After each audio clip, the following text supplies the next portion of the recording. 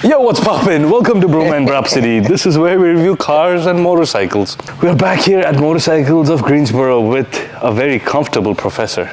Professor, how are you? Bro, welcome back, brother. How are you? I am good. Hey. You look super comfortable. We're gonna be talking about this super relaxed R18 Bagger. And the reason why I'm laying on it is because when you ride the bike, man, it's just so relaxing. And you know, it's just like being on a beach chair or something. You know, all I need is a little umbrella drink because this is what it feels like. Literally, I'm like kicking back, cruise control on, you know, just riding along the highway at 80 miles an hour. Just pop, pop, pop, pop, pop, pop, pop, right? So cool. Yes. Anyway, so good to see you again, man. Good to see you. So today we have the 2021 BMW R18 Bagger. In today's episode, we're going to talk about the bike, see some of its cool features. The professor's not lounging anymore, but we'll talk about the cost of ownership and assign it a Bhromance score. But before we do all of that, if you're new to Bhroman, hit that like and subscribe button. We put out content every week, and your support would mean a lot. It's me, it's your boy Bro, and I am your Bhroman.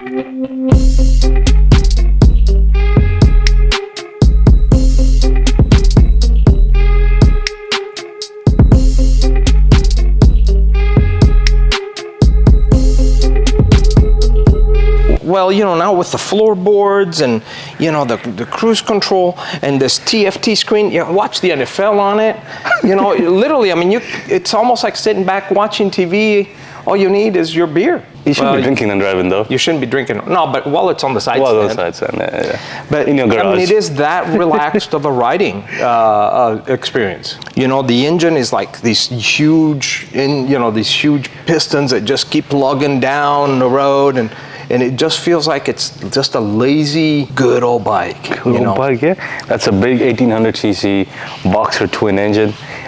We've seen the Boxers on a bunch of these BMW motorcycles, especially the Heritage lineup, the R9T and now the R18. Mm-hmm. Going back to the early years of when they were doing airplanes, this engine is remnants of those days. So I mean, it's a long time coming. This engine, it's been around for a while. But the thing that they did add, and I'm really excited about this because I'm a huge music fan, right? I mean, they got a Marshall sound system on this thing. I mean, you know, I remember watching my favorite bands, and Marshall was always the amplifier for the guitar. Yeah. And, you know, well, now you got Marshall sound on your BMW. You got speakers, you got the screens. If you're watching the football game, you have awesome surround sound coming out. Jeez. What else can you ask for? The seat looks so comfortable. It was. Did you see me lying on it? I mean, I did. You were just chilling, lounging. Yeah. Oh yeah. If I had a real good mattress, I mean a real good pillow, I probably would have taken a nap. Oh my. Since we're now in the fall of 2021, here in Greensboro, the motorcycling is slowing down considerably, so plenty of time to lie down on my lounge and take a nap. Yeah. It's always such an amazing time when we hang out and talk about motorcycles. And it seems like that's all we ever really talk about. What else is there to be talked about? Politics? No. No. Motorcycles. So, Professor, politics of motorcycling. The politics of motorcycling. I love it. Yes. I love it. Let's make policies about motorcycling. Shall we throw it out there? Do it. Legalize lane splitting in North Carolina. Okay, legalize lane splitting in North Carolina. There we go. Because I'm tired of being stuck in traffic, although I could sneak past. Yeah, legally. Yeah. I did it in California. Yeah, it's legal there. Yes, and it's wonderful. Because a 2-hour commute was taking me 30 minutes. Fun time. And mind you, it was only 15 miles. But yeah, I mean, well, I don't know. This bike, you know, it's so big. I don't know how comfortable I would be trying to sneak in between two stopped cars. You'd probably want to be on one of your super sport bikes. Just something a little smaller, but I don't know. I've seen people on Harleys do it, so I would assume I guess you could do it too, yeah. You know, in Utah, they just legalized what they call traffic filtering. So if you're at a red light, you can filter through to the front. Correct. Line of cars at a red light. If you're on a motorcycle, you filter to the front. Yeah, and you know, a lot of people might think that's just being hooligans. Actually, no, that's not. A lot of times, drivers behind you, they're not paying attention. Maybe they're on the cell phone thinking about something else, eating, doing makeup, whatever it could be. if you get rear-ended on a motorcycle stopped at a red light, that's not a good feeling. There's no, you don't have airbags. I wouldn't recommend it. Yeah, not recommended. So, you know, I never get on a motorcycle thinking a worst case scenario. Yeah. For the same reason, I don't put on my helmet because it's a law, or I don't put on my helmet because I'm thinking I'm going to crash and I need to protect my head. I put on a helmet because I don't want to eat the bugs that are flying around or flying about, right? So I never think a worst case scenario. So if it's filtering in my thought process, it's not so much about avoiding that somebody may rear end me. It's more about I'm on a motorcycle that's highly agile and I can get in and out of spots much faster than a car. So why should I take up the room that it takes, where another car could fit in there, where I could just be up front, and as soon as the light turns green, I'm gone, I'm out of there, I'm not bothering anybody, I'm not getting in anybody's way, and nobody's getting in my way. I'm not the person who cuts in line, but in this case, it just makes sense. So there's some motorcycle politics. That's a great topic for our next episode when we do our little chats. Yes. We keep promising that we're going to do this, and we got to do it. And so we're going to do it pretty soon. We're going to do it. New year, new me kind of thing. Express opinions and... Yeah. We're going to do that next year for a new year, new me thing. So you mind if we do a quick walk around of this bike, Professor? We've talked about it a lot. All right, so starting off from the front of the bike, it's got that adaptive headlight with LED headlamps, the 2 turn signals down below. And as you can see, this now got a fairing. It now has a fairing. Look closer here, you have the radar for your adaptive cruise with a windshield. Now this is not an adjustable windshield, this stays stationary. Moving on to the side of the motorcycle, it's got big dual discs up front, and for the 2021 model year, they've decreased the rake angle from 32 to 27.3. What's the rake angle, you ask? Well, draw a perpendicular from the steering mount, follow the fork tube. That angle is your rake angle. Shorter the rake angle, the more nimble the bike is. Larger the rake angle, the more stable it is at higher speeds, highway speeds and such. It's got the Boxer twin, and if you see from the side, it kind of protrudes out on both sides. You see those twins protruding out from both sides with the exhaust headers going down. It tells you it's a 1800cc bike. You have the BMW logo, the first edition pinstripe, and then you have this good looking exhaust going out the side. And new for the Bagger are the hard locking saddlebags with speakers on them. To unlock these saddlebags, press down on this button, that opens up this lever, pop it up, and boom, opens up your saddlebag. It's a pretty decent sized saddlebags. The one thing I'll say is some of the other baggers on the market, the American baggers, Harleys, Indians, whatever, they do have, their saddlebags definitely tend to look a lot bigger and deeper than these. But they're decent saddlebags, and like always, I like the saddlebags that open from the top, and these open outwards. Pretty cool. Looking at the rear, it's got those 2 lights on the saddlebags. They're your brake lights, tail lights, and turn signals. You also get the dual exhaust with minus the fishtail pipes. So these look pretty cool. Moving on to the other side, same saddlebags, a pretty soft feeling seat here, nice leather. You have your little oh shit grab handle, and the one thing I've noticed is it has really small floorboards. I'm a size 10, pretty tiny floorboards. Moving on to the fuel tank area, this is your fuel tank, and you see these little two little buttons here. You press the one on the top, that little panel opens, and that's your fuel cap. Press the one at the bottom, and you have this little compartment storage space here. You can leave your BMW key fob in there. This is the key fob for the R18. It's got the lock and lock buttons here. It also has this key in the event that the battery dies and you have to open your saddlebags, you can. For the mirrors, it's got these chrome round mirrors on both sides. As for your controls, on the top you have a trigger for your passing lights, cruise control, you're setting the distance for your adaptive cruise, hazards, riding modes. This bike comes with a few riding modes. Then you have your menu with the BMW wheel, turn signals here, and then the horn at the bottom. On the right hand side, it comes with central locking of your saddlebags, the power button, and the kill switch and the starter button. Now let's take a look at the cockpit and the dash. You have speakers by Marshall. And you have these bunch of gauges here, this big beautiful infotainment screen, the BMW logo, and a little power outlet. You have your fuel gauge on your left, speedometer, tachometer, and your power reserve. Rest of all the information can be accessed through this gorgeous infotainment screen. So let's go power it up, shall we? And boom, BMW Motorrad, make life a ride. And that's your first screen you get, your outside temperature, time, speed, the speed you're doing, your adaptive cruise, what your riding mode is, fuel indicator, and what gear you're on. Now once you start playing with the menu button, you'll see the screen starts changing. You have my vehicle, radio, navigation, media, telephone, and settings. Under settings, you have assist, heating, vehicle settings, system settings, connections, display, information, all of that good stuff. Now, once you go into my vehicle, you get all of this information here, your tire pressure, distance to empty, your battery voltage. Your onboard computer can tell you how many miles, blah, blah, how many miles you've ridden, the average speed, average consumption. Then you have your trip computers and your tire pressure monitoring system. It also tells you when your next service is due. What about the riding modes, bro man? What about the riding modes? If you press on the road button, you got rain, roll, and rock. So rock is probably sport mode, rain is your rain mode, of course. And then roll is your easy mode or your street mode. Can you tell our viewers a little bit about Motorcycles of Greensboro? Yes. I like to consider Motorcycles of Greensboro as a motorcycling enthusiast center. Not your typical dealership kind of motorcycle place, or I think of dealership as pushy sales guys, make it happen today, make it happen today. That's not who we are.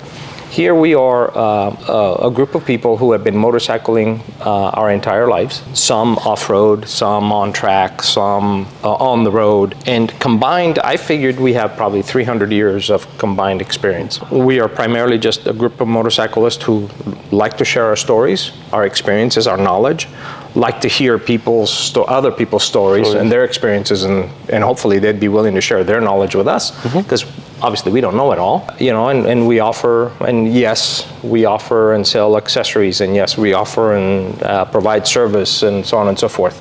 So yes, we are a dealership, but we're a very different kind of dealership. Check them out. I'll put their website link in the video description below. And if they come down here, who should they say sent them to you? They should tell us that the Bhromance sent them. Yes, tell them the Bhromance sent you. Well, Professor, we've had such an amazing time. And speaking of time, do you happen to know what time it is? Bro, it's right o'clock, man. It's right o'clock. Right Let's o'clock. go. All right, guys. If you're new to Bhroman, give us a like and hit that subscribe button. We put out content every week, and your support would mean a lot. Ooh, the Boxer twin kind of pulls you on both ends when you start her up for the first time. Let's make a couple of U-turns and see how this thing maneuvers, shall we? La la la la. This is a big, heavy bike, and it sure feels like it when you're making these U-turns. For sure, for sure. But that being said, the throttle modulation, the clutch does not feel very difficult at all.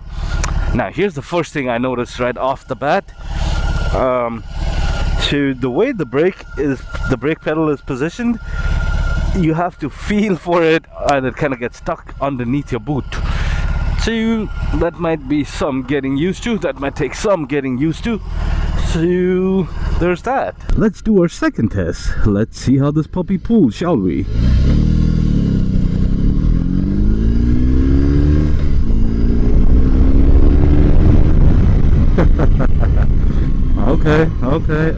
Okay.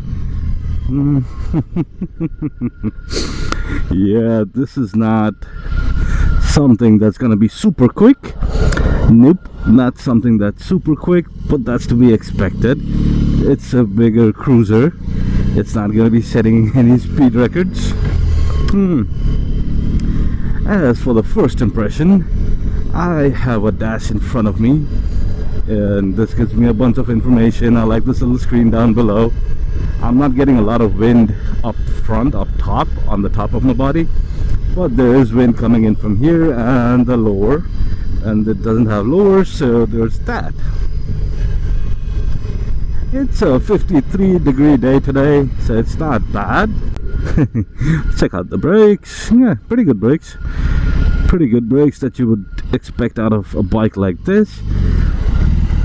Now I'm 5'10", 31-inch inseam. I can flat foot this puppy very easily, and when you're stopped you can feel the bike pulling you from one side to the other. That's the Boxer twin, horizontally opposed twins. That's to be expected, but the bike does not feel super heavy at all.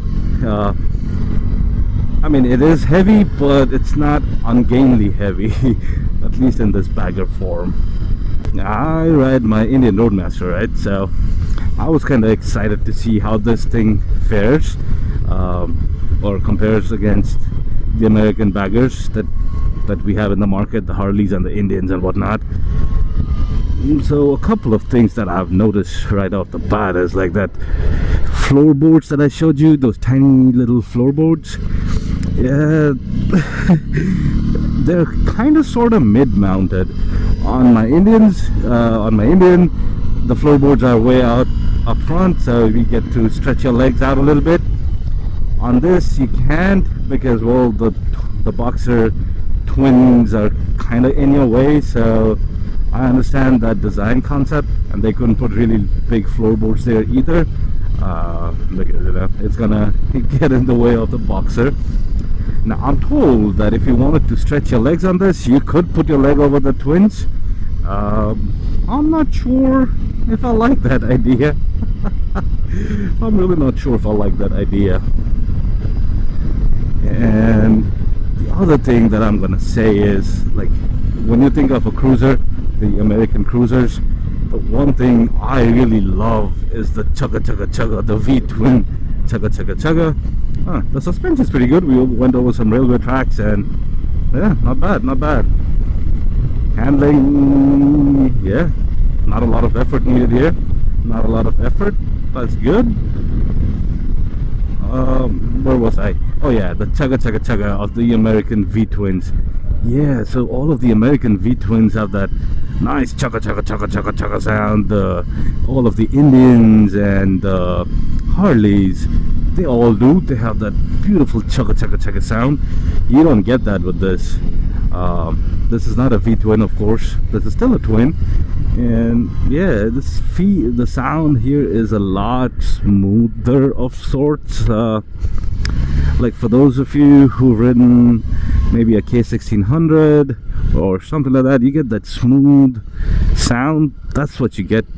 That's what I'm getting here.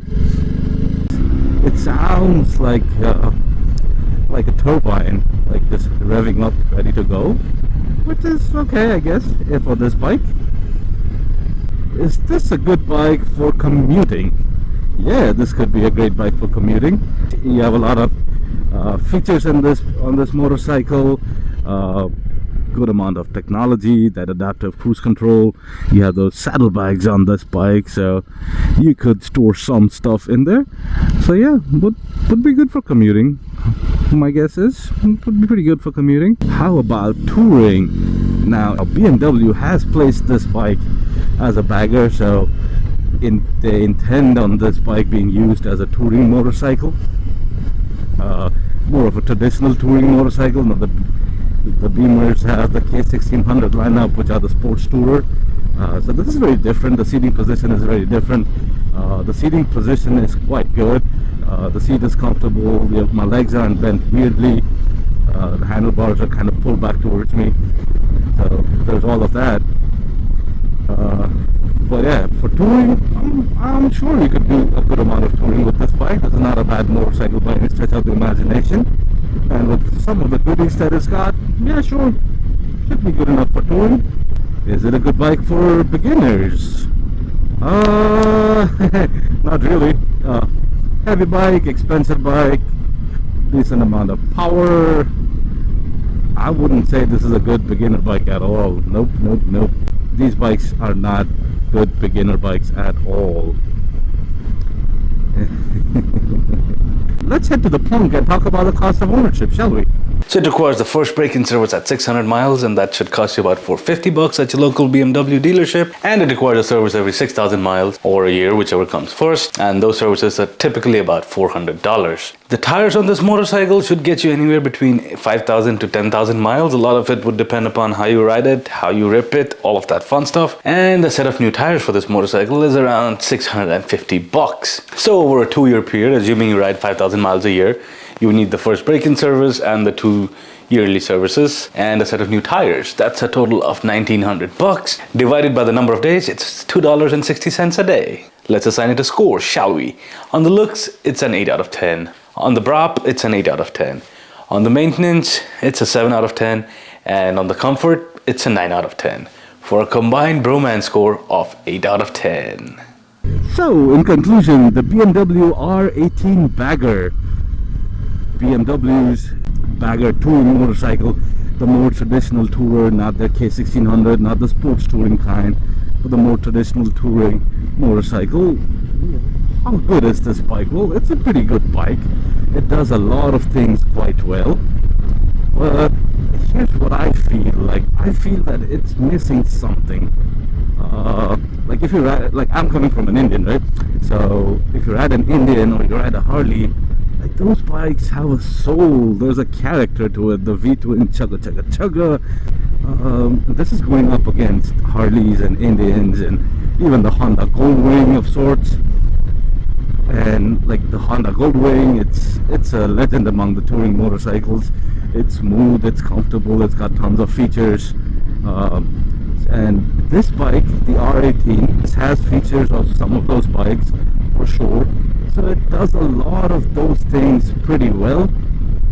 But it's hard to point out one thing that it's doing exceptionally well, or something that it's doing so much better than those. I don't see that. I don't feel that on this bike. But that doesn't mean that this is a really bad bike or a crappy bike. This is a very good bike in the sense that it handles quite well. It's got a good amount of features and all that good stuff. But when it comes to standing out, like, you know, when you ride the bike, and this is what I feel like when I'm doing these videos and I'm done filming, as I walk away from it, do I go like, dang, that's a sweet ride, and maybe I should get one? I'm not getting that feeling from this. Like, this feels like a very good, solid bike, but it's not something that I'm gonna be drooling over. But it's still a Beamer, so you have the build quality, the name, the brand name behind it.